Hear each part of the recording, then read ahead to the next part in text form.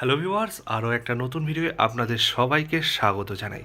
So এটা হলো আমার বাড়িতে ওয়াইফাইয়ের রাউটার। এবার এই রাউটারটা অনেকক্ষণ চললে বেশ গরম হয়ে যায় আমি দেখলাম। সো আমি একটা দেশি জুগাড় বানিয়ে নিলাম। কি করলাম দেখুন, এখানে একটা নিয়েছি সিপিইউ কুলিং ফ্যান।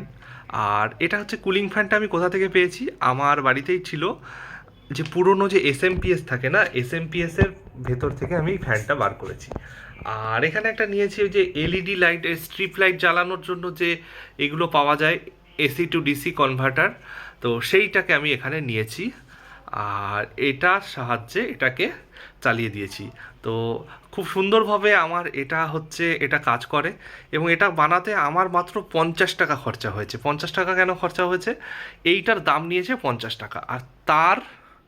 আর হচ্ছে যে এই ফ্যানটা তো আমি বাড়ি থেকেই পেয়েছিলাম।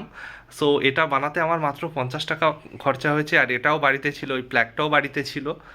আপনারা এটা করতে পারেন। ওয়াইফাই রাউটার মোটামুটি 24 ঘন্টাই আমাদের বাড়িতে চলে। এই কারণে আপনারা এটা করতে পারবেন। এটা করলে ওয়াইফাই রাউটারটা বেশ ঠান্ডা থাকে। আর যাদের এসি ঘরে ওয়াইফাই রাউটার আছে তো অসুবিধা নেই তাদের, বাট যাদের এসি নেই তারা এই ধরনের জোগাড় করে নিতে পারেন।